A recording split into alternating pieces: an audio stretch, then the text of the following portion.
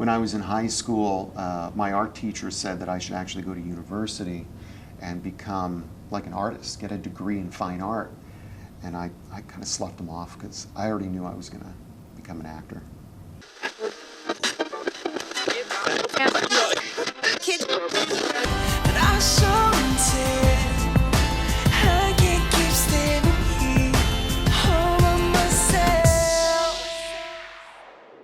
Joining me at the Rio Theatre in Vancouver is James Clayton. He's an award-winning actor, writer, director, producer, and he's here today to talk about his stellar career and his current projects. Welcome to the show, James. Hey, thank you. I appreciate it. Goodness, so you started acting, right? That was your first love. So it was. So when did you catch the acting bug?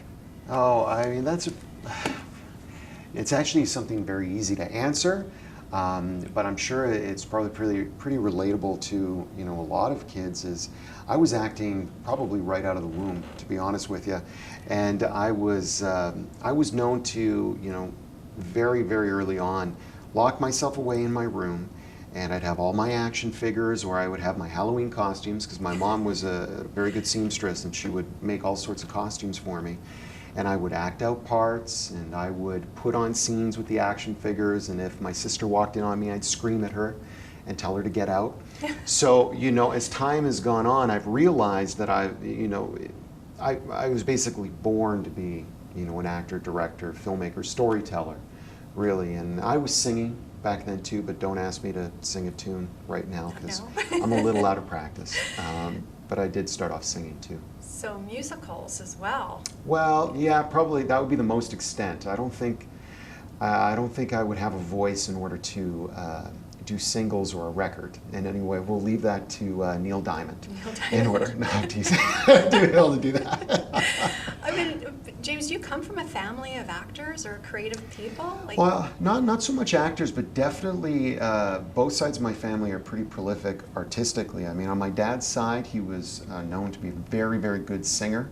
And a lot of my extended family are performers. I have cousins that act and sing on cruise ships, and writers and dancers. And then on my mom's side, a lot of artistry as well, particularly in music, and then also in drawing. So that was another gift that I had. I actually, when I was in high school, my art teacher said that I should actually go to university and become like an artist, get a degree in fine art. And I kind of sloughed him off because I already knew I was going to become an actor. You already knew. And so when was that pivotal moment that you knew, this is what I want to do? Well, I think the real defining moment, and it's kind of corny, but I would have been about 15, 16, and I'd already been acting, just amongst friends, and I was putting on my own little scenes and plays. We weren't recording them, but we were doing fight scenes and stuff like that. And we went to go see X-Men, the first one directed by Bryan Singer, and that was in 2000. I saw it in the movie theater. And by the end of the film, I was like, okay, I should actually start thinking about doing this professionally, right? So it was pretty quickly after that, I went out and I ended up getting attached with an agent and started auditioning pretty quickly after that. Yeah. Yes. So I understand your first movie was Widowmaker? Yeah, so the first big set that I was on was K-19, The Widowmaker, and that was directed by Catherine Bigelow, and Harrison Ford and Liam Neeson were the stars. I grew up in Winnipeg, Manitoba, so they were filming, I think it was 2 or 3 days there, and I was fortunate enough to get on set, and, I had a line, serving the Soviet Union, which doesn't make the cut, but I was like a young Russian soldier, and Liam Neeson wasn't on set, but Harrison Ford was, and that was very much a defining moment. Watching Catherine Bigelow work, the great Catherine Bigelow, was tremendous. Even at 16, was watching a force of nature and going, oh man, this is someone commanding all of these people, and this crane, and we were filming in the middle of a lake, in the middle of winter in Winnipeg. So it was minus 35 degrees, at best, and the wind was blowing sideways. So, it was astounding to watch, and then Harrison Ford was on set as well, and I got to watch him work. And I mean, there's not really much to say about my experience of him, aside from the fact is that there's a reason why he's the great Harrison Ford and a movie star, because he's just a movie star when you see him. There's like no question. The presence is incredible, the craft, all of that. So that's essentially what hooked me into it. And I was like, okay, well, I think I'm going to stick with this. Yeah. So you originally from Winnipeg, and what led you to come to Vancouver for acting? Acting, yeah. I had an agent here, and then I had extended family, so it made the transition very easy. And I've been here for 20 years now. So it's funny, I reference being from Winnipeg, but I don't think about it much anymore as being from there. Now I identify as I'm from Vancouver, British Columbia.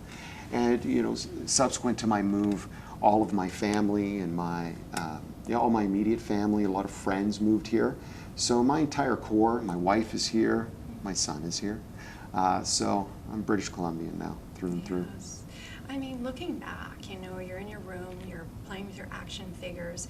How could you pinch yourself now, because you've acted in Residue, you've acted in Candiland, and now you're producing major films. Like, how does it feel? You're living the dream. Oh, well, I'm so involved in the process, right, of the producing, the directing, the creation of the stories, the acting, and I enjoy joy, the key word of it. It's such a joyous process doing all of it that it's funny, I don't actually stop and think about it too often, right? Which is probably the case of many people when you talk to them that are so busy doing things. But I absolutely feel really blessed. I mean, to be able to do what you love at any level is an amazing thing. And so I'm thoroughly enjoying myself right now. That's wonderful. And I'd like to go back to Candiland and Residue. Tell us about that. What was that like? Well, I'll start with Candiland. I mean, we shot Candiland, I believe it was late 2013, early 2014, if my memory serves me correct. And that was an amazing experience, but it was an incredibly challenging production because I played a character that was, due to mental illness and addiction, was slowly emaciating themselves, kind of basically killing themselves by not eating. It was a hunger strike kind of thing. And so, when I read the script, because it was a low-budget independent film, I saw no other way to make it believable aside from losing the weight. So for that film, I lost like 50 pounds from what my weight is now. Oh, wow. It was an incredible experience because there's no healthy way to do it. I basically just stopped eating, right? And I was subsisting on, I think, 150 liquid calories a day. And then I was on a lot of caffeine in order to function. Thankfully, I didn't have any long-term health effects. And it was an incredible experience for a variety of things, but it took probably about 4 years for me to fully recover physically. So I would never do that again, not to that extent. I mean, when you listen to, some of these great actors who have done it before, some of them suffered some, long-term stuff, but they all say the same thing because physically, mentally, it's really grueling. Yes. Yeah. I mean, it's great that you're saying that on camera, right? But it's not healthy, obviously. No, I wouldn't recommend it, but at the time, my perspective as an artist was quite different. So, I was 29. I was in my late 20s, so I knew that physically it was probably the last stop, in the bus route in order to do something like that physically and be able to rebound. And also I was in a space where I really, really wanted to stretch myself and my craft, and I was experimenting with all sorts of techniques as an actor. So going through that experience, I got to really test my limits. I knew what my boundaries were. And so I learned a lot from that perspective. And I also learned that I don't really need to go to the full extent of method acting in order to achieve what I need to achieve. So it was a good lesson to learn early on. It was a good thing to experience, but I would never recommend it to younger actors. I think there's smarter and more mindful things to do. Now there's more tricks in order to make it look like you've lost weight. So I would do it differently next time. Yeah. No, and I mean, right now, you know, you're fit. You look fit. Oh, and, thank you. And you know, you're. And talking about that, doing like action movies or, you know, horror film, you still have to. That's why I started doing them, because, you know, going to Residue and then going to, you know, other action films, that's fun, right? So of course, you know, there's drama that you're still acting out, Right. but at least you're not starving yourself. You're just like running a lot and getting punched a lot and thrown to the ground a lot. But it's a lot of fun. But you have to be ready, right? You have Absolutely. So tell us about your fitness regime. Oh, yeah, that's a great question. I mean, I just eat really healthy. When I'm leading up to, you know, like a performance date, it's just like anything else. I'm probably, you know, I'm increasing my protein, restricting my carbohydrates, because there is a certain level of cutness that you have to achieve. But I mean, currently right now, it's mostly full body exercise, a lot of kettlebells, a lot of burpees, a little bit of traditional weightlifting. But for the most part, it's just high intensity kettlebell workouts, full body, a little bit of cardio here and there. Yes. Yeah, but a lot of diet. It's mostly diet. Like diet and exercise. So I think Yeah. diet is more, you know, is really important as well, right? It's It's fueling your 90% body. of it. And, you know, as we're talking, I said I would never do the weight loss again because of Candiland, but as you can see, you know, it's unavoidable to be physical when you're acting, because your body's an instrument. So I'm still having to work so hard with like the working out. And even right now, like I'm off season right now, so to speak. You know, I've got it easy right now. Yeah. Well, speaking of which, is Bulletproof, right? Because you Yeah. acted, directed, you wrote, you did the whole thing, right? Yeah, story by me, produced, directed, acting, presided over the editing, the finishing, all of that stuff, yeah. So tell us the process. I mean, like, how did you, I mean, you know, get into character and then to produce it and direct it? Yeah, great question. I mean, well, Bulletproof was the most involved I've ever been on a production. And it really started because I love making horror films, but it was 10 years of making horror films. Like A.M.I. Yeah, like A.M.I, which is a fantastic film. I mean, that was on Netflix, huge success. I mean, Esquire named it, you know, top horror film of 2019, you know, in its list, you know, on Netflix to watch. So I was coming off the heels of A.M.I, and I thought to myself, I really wanted to stretch my instrument in a different genre, do something that was a little lighter, as opposed to, you know, people getting killed and being, you know, chased. Mind you, action films, it turns out you're still being chased and you're still getting killed, but for a different reason.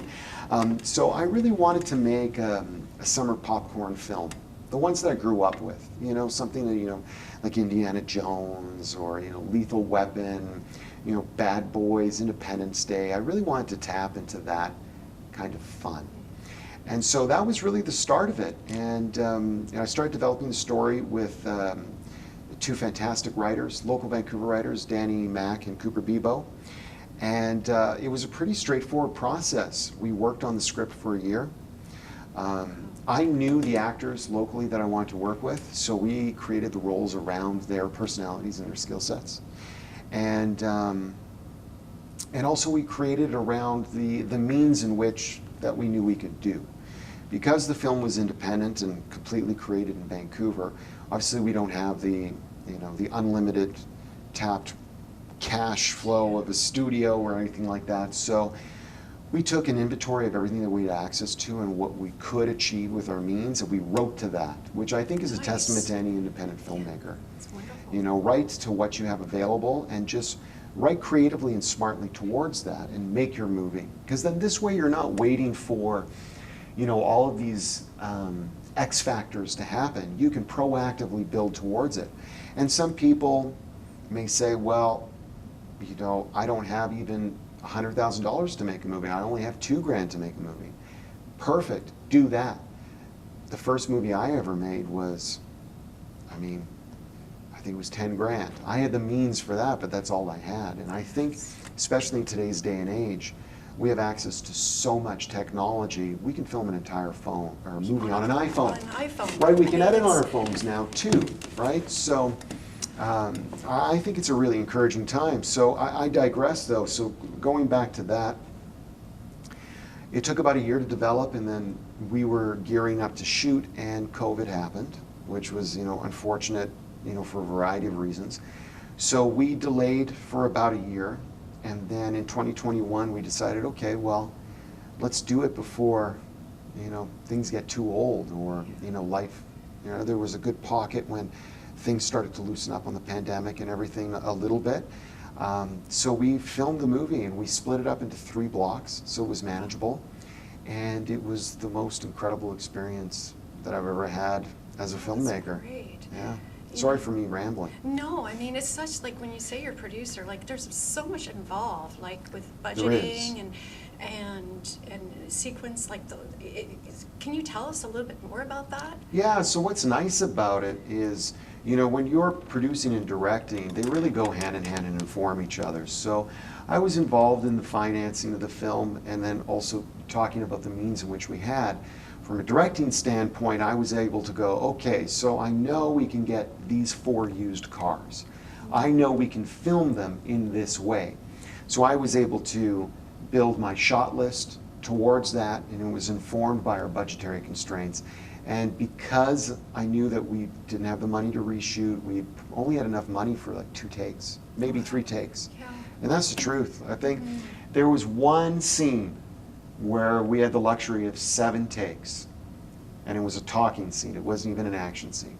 But for the most part, it was 2 to 3 takes, and we had to move on. There just simply wasn't any time.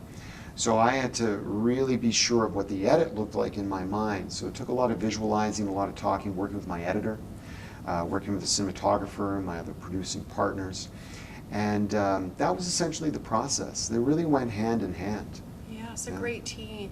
And also the skill set, from transferable skills from acting and producing, directing, which helped. Absolutely. But also, like, tell our viewers, what is the film about? I've seen it. Yeah, but yeah, you've seen the movie. Yes. So Bulletproof is, it's a car, gun, action chase film. And it absolutely has the sensibility of the action films of the past, that I've mentioned before, like Indiana Jones, Lethal Weapon, Mad Max, Bad Boys. And it's got that fun, serialized feeling. So it's about a thief who, while he's robbing a drug lord and escaping, he inadvertently finds out that the drug lord's wife is hidden in his getaway car, in the trunk of his getaway car, and is trying to get away. And now he's got to deal with not only trying to survive with this money that he's stolen, but also not get caught with this guy's wife. So the stakes are double-fold. And the drug lord that he's robbed is, the imposing Vinnie Jones, who's scary in his own right, on and off screen, right? Because he's such an imposing figure. And so the entire film is them trying to get away and survive. Yes, and it was filmed where? Like in BC, right? It was filmed in British Columbia. So we predominantly shot in Ashcroft, Cache Creek, and the Kamloops area. Wow. Yeah, and we did that specifically because we shot the film in large format. We wanted a really big scope to the film, and it takes place in a deserty area. It's got a little bit of a Western sensibility to it, and the landscape plays a huge part in terms of the characterization, and that actually goes back to the producing and the directing, because the set pieces are all car set pieces and action and fighting. So there aren't really a lot of props besides that. There's not really a lot of characters besides that. So it's really location dependent. And nothing gets more beautiful in BC than going out there in the beautiful sagebrush and all that kind of stuff. Yes. And James, what do you want people to take away from the film? Well, like great Marlon Brando said, actors' entertainment at the very least is entertainment. right? At the very most, it's poetry. I think at a base level, I want people to be really entertained, leave happy from the movie theater, especially coming out of the times that we are right now.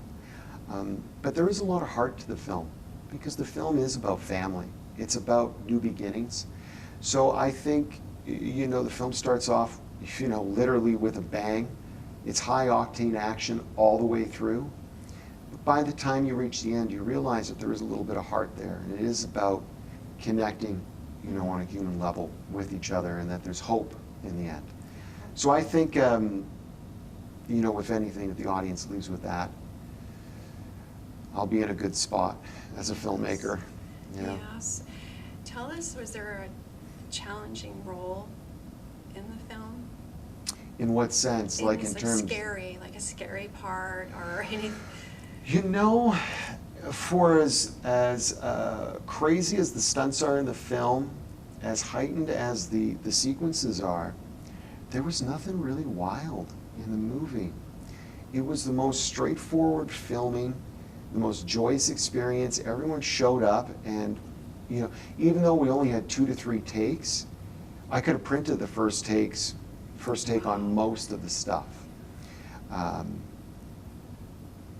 Even on my stuff, a little bit, but mind you, I was a little bit harder on myself. You know, but there wasn't anything really too crazy. It actually went really smooth. That's great. Yeah, we had an incredible team, both in front and behind the camera. So what are you working on now? So first up is I am producing a reality TV series called Nice. Influence Me. It's about 10 contestants, social media, digital influencer contestants who are housed in a mansion, and they're in a brand competition, so they get products, and whoever has the most engagement wins. So it's kind of a combination between The Apprentice meets Big Brother. Nice. Yeah, so that's pretty cool. And you know, typically I wouldn't be drawn to reality television, but because of the nature of the show and its uniqueness, and you know, we're really brand conscious on it as well. You know, a lot of the brands that we're picking are socially conscious, and they're trying to make a positive influence, you know, in the worldwide community. I thought, okay, that's something that I can key into. You know, if it's going to make a change and leave it a positive impact, thumbs up. I'm for it, right? And then I'm also producing a feature film, which is being directed by my producing partner, Mark Peaty, called Runaway. That's going to be shooting in October, and again, it's a 90s style action movie, but kind of more in the lines of like Patriot Games, Clear and Present Danger. It's a little bit more adult in terms of the content matter. And then we do have a sequel to Bulletproof, which we'll be shooting in the spring of 2023. That's great. Yeah. Is there anything else you'd like to add, James? I don't know if I possibly could. I feel like I've talked way too much for you, and I hope I can come back and update you more on how everything's going. Yeah, we'd love to have you come back. And That'd be my pleasure. And if people want to reach out to you, follow you, where can they go? Oh yeah, absolutely. Well, the best spot, Instagram. It's official James C. Clayton. I'm there. They can message me. They'll get me. Thank you very much. My pleasure. Thank you, Christine.